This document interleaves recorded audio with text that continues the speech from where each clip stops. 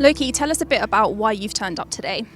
So we exist at a time where a unified Palestinian uprising is taking place, and it is incumbent on all of us outside of Palestine to respond to the instructions that we are given by Palestinians on how to support them in this noble cause. Britain has over 100 companies that have offices and factories here that sell weapons to the Zionist state.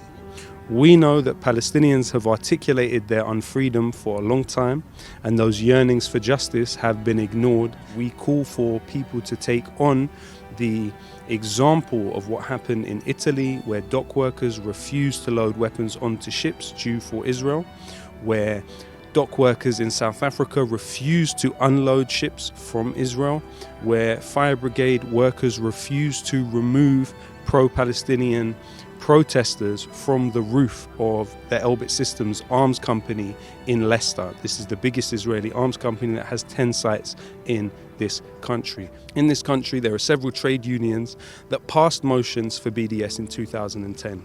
Today, members of those trade unions are still working on weaponry that is being sent to be used by the Israeli occupying forces. We call on those trade unions to finally implement BDS as was voted for by their membership. Today is about a show of strength and collective will, and we hope that people will not only use this opportunity to express their enthusiasm and excitement about this, but more than that, they will walk away from this ready to educate themselves seriously about what is happening. They will join organizations that take collective action, and that's what we hope today will be a catalyst for.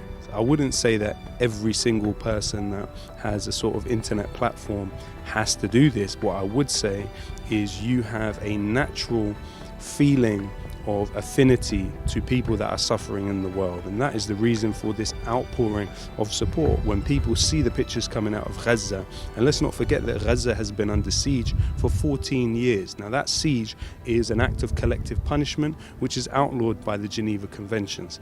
So people are seeing this suffering and seeing this pain, and they are responding to it, and so we are no different to them. And in fact, if people were given a choice, quite often power is able to bind people into social arrangements that, if given the choice, they may not actually agree with. There are 12.5 million Palestinians in the world. 1 in every 3 refugees is a Palestinian. They are the largest refugee population in the world. As I said, they have the right under UN Resolution 194 to return home. They also have the right under several other UN resolutions and are specifically identified as having the right to liberate their lands from occupation through armed struggle, among other means.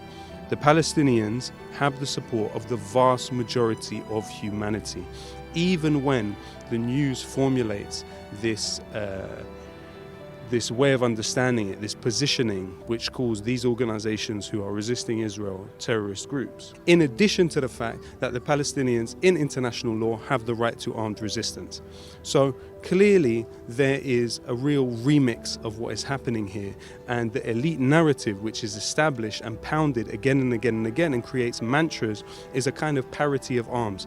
There is no parity of arms. There's a group of people resisting foreign occupation, displacement and ethnic cleansing, and there's another group of people, you have something in Israeli law they call the grandfather clause.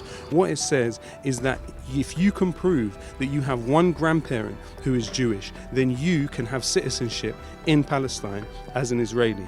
However, you have 7 million Palestinians who have no right to return home.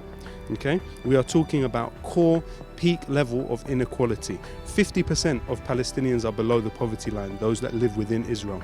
50% of construction workers within Israel are Palestinian. 20% of doctors within Israel are Palestinian. Something like 25% of pharmacists within Israel are Palestinian.